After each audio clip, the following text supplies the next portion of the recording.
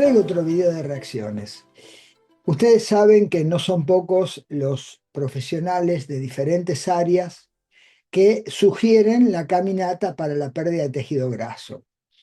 Yo cuestiono a la caminata por varias razones, pero acá, para el caso puntual, hay alguien, ya no se trata de lo que dice, sino de lo que muestra como evidencia, cómo ignora cosas básicas que hacen al metabolismo energético, al metabolismo en reposo, al metabolismo en ejercicio y a la utilización de distintos macronutrientes en esas condiciones, desde el reposo absoluto hasta el ejercicio a altas intensidades. A los fines de poder demostrar efectivamente los errores que tiene esta persona en su expresión, yo les voy a dejar andar el video que él grabó, que está por supuesto al acceso de todo el mundo, y que justamente por eso yo tomo partida del mismo para poder ayudarlos a aclararles lo que realmente él está diciendo. Vamos ahí entonces. Para demostrarte que caminar funciona muy bien para la pérdida de grasa, diría demasiado bien, me tomé el trabajo de caminar 10.000 pasos en diferentes ocasiones y a distintas velocidades, midiendo mi gasto calórico, midiendo qué porcentaje de la energía gastada venía de las grasas. Bien, primera aclaración como algo muy importante. Acá hay un dato de interés. Miren, él advierte que del total de kilocalorías gastadas en su esfuerzo o consumidas por sus músculos en el esfuerzo, el 51% fueron grasas. ¿Qué le representa el 51% de 418 kilocalorías? Porque es lo que él va a intentar comparar con otro nivel de ejercicio. Les aclaro que el 51% de 418 kilocalorías y habiendo hecho la cuenta respectiva, 418 por 51 dividido 100 da exactamente 213 kilocalorías. O sea, 213 kilocalorías supuestamente han procedido de las grasas. Esto es en virtud a lo que muestra. El 51% de su caminata, hecha en 1 hora, 27 minutos y 46 segundos, y para lo cual caminó 7 kilómetros, 950 metros, tuvo como gasto energético proveniente de las grasas el 51%, 418, que equivale a 213 kilocalorías. Hasta acá yo no tengo nada como dato relevante, salvo el que les voy a mostrar ahora. 213 kilocalorías, si yo las divido por 9, que es exactamente lo que tiene 1 gramo de grasas, 9 kilocalorías, que en realidad van a representar 7 kilocalorías al final de todo el proceso. Pero vamos a ecuacionar fácil. 1 gramo de grasas, 9 kilocalorías. Como él combustionó el 51%, 418, y eso me daba 213, cuando yo divido 213 kilocalorías, dividido 9, para ver exactamente qué cantidad de grasas consumió, les aclaro, da 23.6, 23.66 gramos de grasa. O sea que caminó 1 hora, 27 minutos, 46 segundos para consumir 23 gramos y medio de grasa. Afirmar que la caminata genera pérdida de grasa y con ello adelgazamiento, y después de semejante cantidad de tiempo que representó las 418 kilocalorías totales, de las cuales el 51% fueran grasas, voy a advertirle algo. Hay un factor que el señor no tiene ni idea aparentemente en cuanto al consumo de las grasas. El problema no es cuánto consume de grasas, sino cuál es la tasa de utilización. Miren,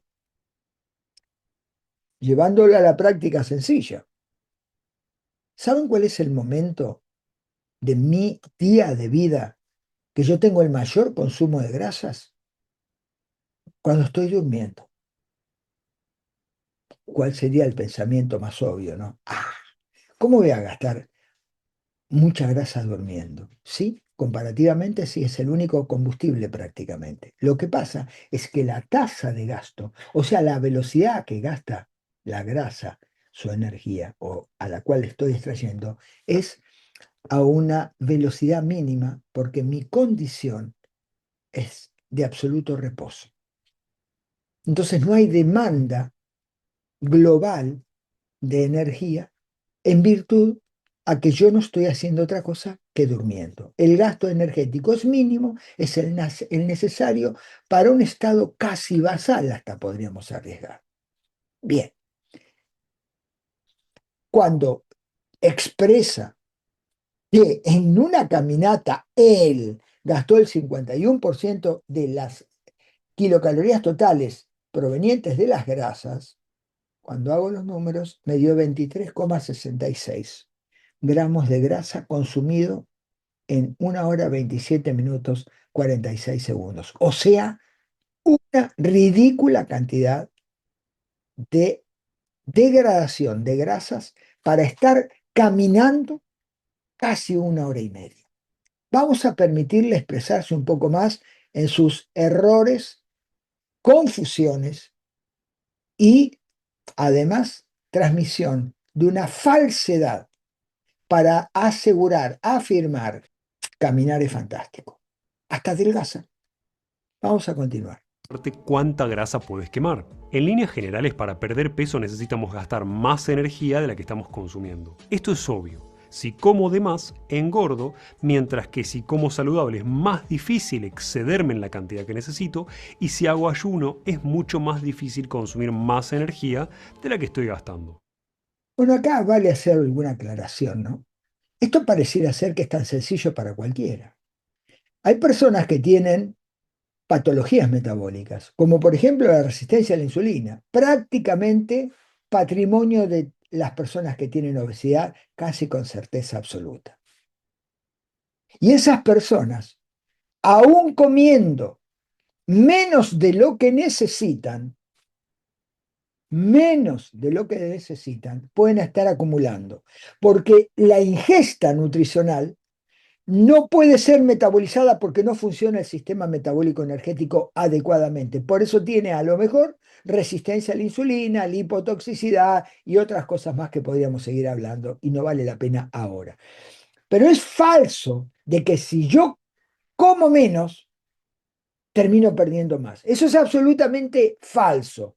Por eso las personas que tienen obesidad tampoco logran, reduciendo la ingesta nutricional, perder más grasa, a un punto tal que se ven gordos igual, se los mide igual de gordos, y la causa primaria es porque tienen una disfunción metabólica. Lo que hace el organismo cuando reducimos la ingesta nutricional y él detecta que le estamos dando menos energía de las que necesitamos, nos fuerza a comer más y de no hacerlo nos baja el gasto energético diario a todos los niveles, inclusive dominando al sistema endocrino para conseguir sus propósitos, disparando más hambre, reduciéndonos, por ejemplo, la voluntad de gastar de más, nos pone más calmos, nos aplaca más. La biología no es como nosotros lo creemos. Es bastante más compleja a la hora de estar analizando cómo es que ella funciona. El comer menos no implica un gasto mayor. Primero porque la biología misma va a poner un freno para que nosotros no estemos gastando de más cuando no estamos ingiriendo lo suficiente. En segunda instancia, porque aún comiendo menos, si mi metabolismo no puede procesarlo debidamente, lo que generará obligadamente es no permitir que esa reducción se instale y genere un problema mayor. ¿Cómo lo hace? Por ejemplo, libera mayor cantidad de insulina. ¿Con qué propósito? La insulina es una hormona de acumulación. Es una hormona anabólica y propende al consumo, a la acumulación de grasa, a la acumulación de carbohidratos y a la construcción de proteínas. Por tanto, cuando no le demos proteínas y no le demos carbohidratos y no le demos grasas en cantidad suficiente, lo que le demos lo va a guardar. No es que lo va a perder, lo va a guardar. Un proceso de autodefensa. Va a intentar por todos los medios que yo no pierda aquello que le genera al tejido vida, o sea, reducir la cantidad de energía a utilizar. Continuemos. Hasta acá estamos todos de acuerdo. Y podrías pensar, si bajar de peso y perder grasa son un juego de gastar más energía de la que ingresa a mi organismo, entonces me conviene hacer el ejercicio más intenso posible y gastar la máxima cantidad de calorías en el menor tiempo posible, ¿no? Básicamente me conviene gastar cientos o miles de calorías en pocas horas. Y esto no es así, de hecho es un error cuando queremos perder grasa, pero es un error por varias razones. Está diciendo una barbaridad que le implica no tener ni idea lo que comenta. Que el hecho de que yo aumente la tasa de gasto implicará un perjuicio para el objetivo porque no se van a consumir grasas, es entrar en ese análisis incorrecto de que la intensidad está manifiestamente vinculada al consumo de azúcares. Cuando es elevada y cuando la intensidad es baja está vinculada al consumo de grasas. Bueno, ese es un mensaje demasiado viejo porque a altas intensidades corren los fondistas, que están haciéndolo prácticamente a 21 kilómetros por hora a los 42 kilómetros 195 metros, y sin embargo, no están corriendo con azúcares. Se utiliza el entrenamiento para jerarquizar la utilización de grasas a altas velocidades. Sobre eso hay que saber, sobre eso hay que conocer. Hay que tener muy claro que el entrenamiento debiera llevarnos a poder usar grasas a altas tasas de desplazamiento. ¿Por qué? Porque a altas tasas de exigencia, si yo uso más grasas, voy no solamente a sacar más provecho de la utilización de las grasas y hasta eventualmente perder aquello que me excede y consecuentemente ahorrar el glucógeno que tengo almacenado. Que si se me vacía, definitivamente desciende mi nivel de exigencia y hasta paro. Insisto, a altas intensidades se puede correr perfectamente a expensas de una gran cantidad de energía proveniente de las grasas. Lo que ocurre es que el señor médico debe saber que hay un umbral y una velocidad umbral, considerado el punto de aceleración glucolítica, es el que, si lo paso, privilegiaré el uso de azúcares. Mientras no lo pase, tendré un gran aporte de las grasas a esos niveles de exigencia. Y todo el entrenamiento va direccionado a correr el umbral. Es decir, que si antes yo pisaba ese umbral, es decir, alcanzaba una velocidad de tasa metabólica aumentada a los, por ejemplo, 14 kilómetros por hora, si logro correr el umbral de 14 a 16, ahora voy a correr a 14, voy a correr a 15 y casi a 16, participando fuertemente en las grasas, sino como antes, que cuando estaba en 14 directamente activaba el sistema glucolítico, lo que llaman la glucólisis rápida, y favorecer o privilegiar fuertemente el uso de azúcares. Vamos a continuar un poco más. Por ejemplo, a más suave es el ejercicio que haces, más fácil es para tu cuerpo, si no tienes ningún problema metabólico, extraer energía de las grasas. El estar privilegiando el uso de las grasas no es estar generando una utilización alta de grasas a tasa metabólica elevada.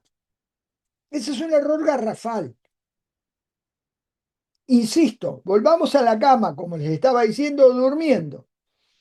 Estoy decididamente comprometiendo a las grasas. Sin embargo, todavía no conozco a los que se acuesten para emagrecer. No conozco a aquellos que dicen, bueno, vas a hacer la cura del sueño, década del 50, así perdemos grasa. Pues no, justamente lo que buscan es el ejercicio, no la quietud. Yo podría decir, gasto combustible de mi automóvil cuando está en marcha en la puerta de mi casa y no lo ando. Sí, claro que está gastando. ¿Y está gastando mucho? No, claro que no está gastando mucho. Solamente está encendido. Ahora, ¿qué pasa si me subo y acelero? Empezó a gastar más cantidad de combustible en la unidad de tiempo. Aumentó la tasa de gasto, que no lo tiene en cuenta.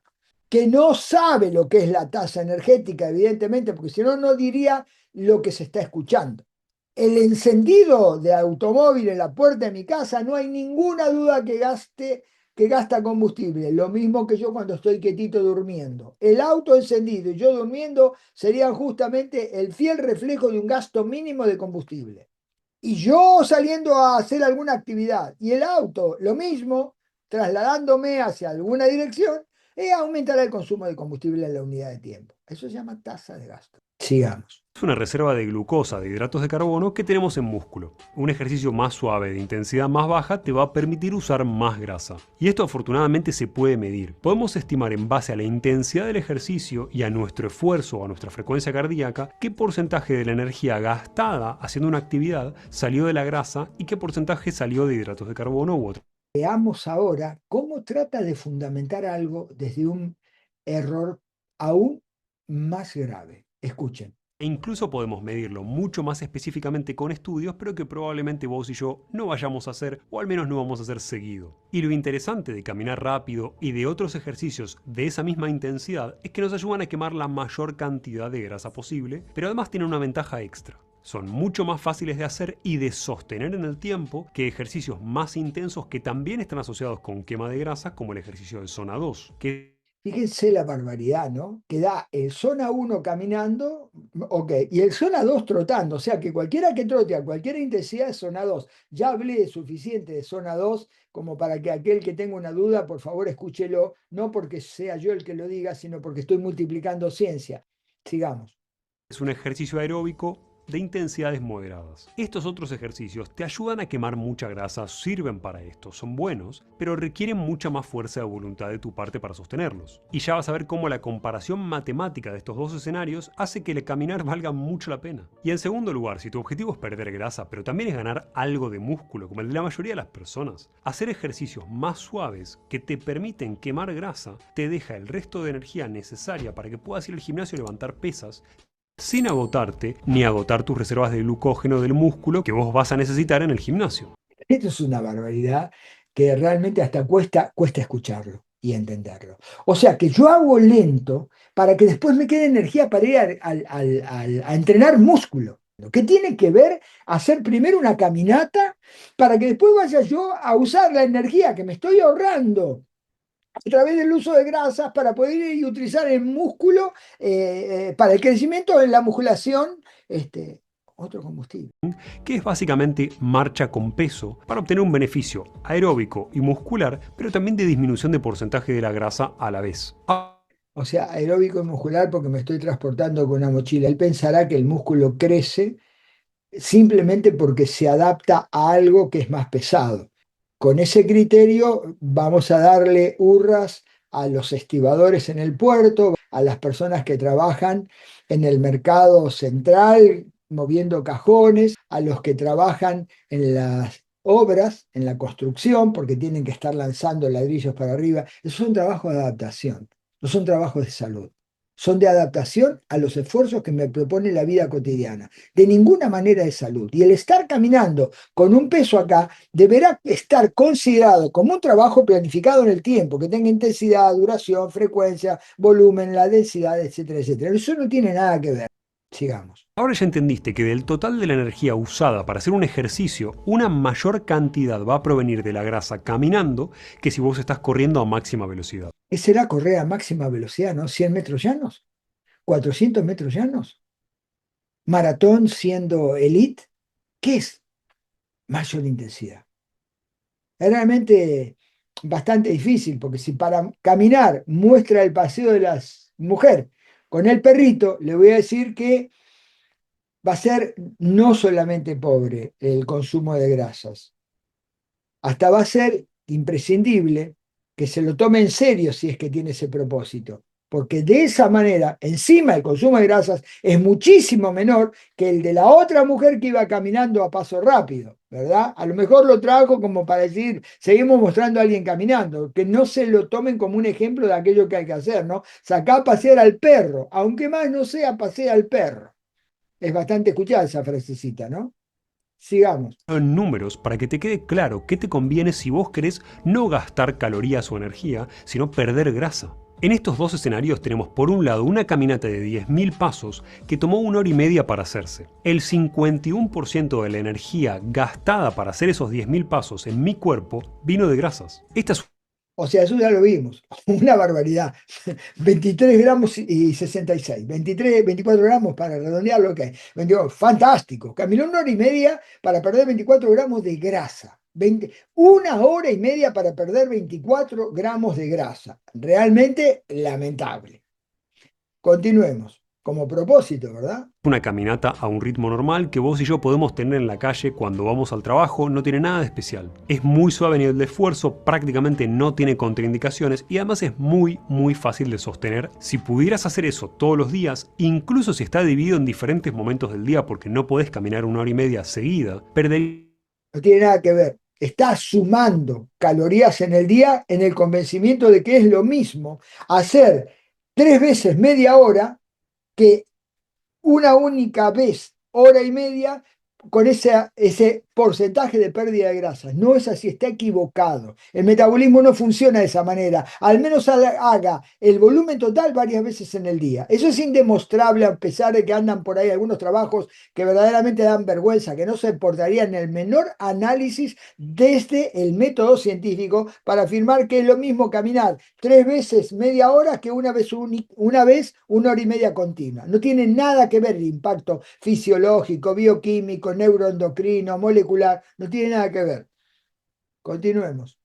grasa solo, sin hacer nada más, sin cambiar demasiado tu dieta, porque en este caso en mi cuerpo son 18 kilocalorías gastadas por hacer esa actividad, cuya mayoría provienen de la grasa. Y compararlo con el siguiente escenario. Justamente yo hice estas pruebas para que vos puedas ver la diferencia de la energía proveniente de la grasa en dos escenarios completamente diferentes. En el segundo escenario tenemos más de 1 hora de bicicleta fija hecha en un gimnasio, principalmente entrenando a un nivel de intensidad al que llamamos zona 2. No es muy duro, pero es obviamente más intenso que la caminata. Y con los últimos 10 o 15 minutos de hora de bici hechos a máxima intensidad para tratar de gastar más calorías. Pero incluso si esta hora de bicicleta fue un esfuerzo infinitamente mayor en términos de fuerza de voluntad, de concentración y de tiempo, de tener que hacerme el tiempo para tener 1 hora en un lugar, solo extrajo el 21% de las calorías gastadas de grasa. Bien, vamos a repetir la misma tarea que hice en la otra exposición de estar caminando casi 1 hora y media. Vamos a ver, él acá acaba de gastar 728 kilocalorías, de las cuales 21% de ellas fueron, según él y según este dispositivo, le dicen que de las 728 kilocalorías, el 21% es proveniente de las grasas. El 21% de 728 me dio exactamente 152,88 kilocalorías. Vuelvo a hacer la misma ecuación, a esto lo divido por 9 y me da 17 gramos de grasa contra 23. 17 gramos de grasa contra 23. 1 hora de ejercicio de altísimo rendimiento metabólico mitocondrial en bicicleta contra 1 hora y media de paseo citadino absolutamente sin impacto en ningún territorio, porque lo único que estaría mostrando esa caminata es, si fuera algo relevante, el consumo de 23,66 gramos de grasa y sin ningún otro impacto metabólico de ningún tipo, ni metabólico muscular, ni cardiovascular, ni endocrino, ni trabajar, como lo podría hacer este tipo de trabajos, sobre todo lo que hace al componente cardiovascular, desde, y metabólico muscular en el territorio de la biogénesis mitocondrial, la angiogénesis, y no seguir por ahí porque sería bastante mucho más largo para estar fundamentando los beneficios de este trabajo, de 1 hora de extensión. O sea que realmente la comparación es absolutamente imprudente. 7 gramos más por haber caminado 1 hora y media, contra todos los beneficios que puede estar dando 1 hora de ciclismo debidamente ejecutada, controlada y todo lo demás, que me produjo, en el mejor de los casos, 17 gramos de grasas de pérdida. Los dos ejercicios que yo te traje como ejemplo son buenos para tu salud, no te preocupes. Elegí el que puedas hacer. Eso no es verdad. No son buenos para la salud los dos ejercicios. Los dos ejercicios deben ser puestos en un contexto. A ver hasta dónde la caminata le sirve a alguien, a ver hasta dónde el ciclismo le sirve a alguien, a ver hasta dónde lo que le estoy indicando está con la debida planificación. Porque caminar 1 hora y media no me dice cuánto caminé en lo que hace a distancia. Él dice 10.000 pasos. Ok. ¿Y cuál es la longitud de tu paso? 1 metro, hiciste 10 kilómetros. Y si la persona no da longitud de un paso de 1 metro y tiene longitud de 50 centímetros, tuvo que caminar 20 kilómetros para perder esa cantidad de kilocalorías desde las grasas, por ejemplo. ¿No quieren hacer un paso tan cortito de 50 centímetros? Bueno, háganlo de 67 centímetros, que es el paso promedio de la mujer, y 73 centímetros de paso promedio para el hombre. Es sencillo. Multipliquen 73 por 10.000 y me da 7.300 metros. Y para la mujer, 6.700 metros. Ahora, si quiero sacarle rédito, voy a tener que pensar seriamente cuánto estoy esforzándome simplemente para gastar 23 gramos de grasas. Y si lo voy a comparar, no cometan el absurdo de ir a hacer una cuantificación porcentual, porque incluso cuando porcentualmente veo que aumentó muchísimo más el gasto energético, en una relativamente a la otra, estoy desconsiderando todos los beneficios que me ha generado ese segundo trabajo en bicicleta relativamente a una caminata absolutamente paseandera por la ciudad de 10.000 pasos, 24 gramos de grasa. La verdad, sería bueno que sigan haciendo medicina y dejen hacer intrusismo. Pero tenés que elegir acorde a tus objetivos. Acá, para lo que es quema de grasas, es más eficiente caminar que hacer otra actividad de mayor intensidad.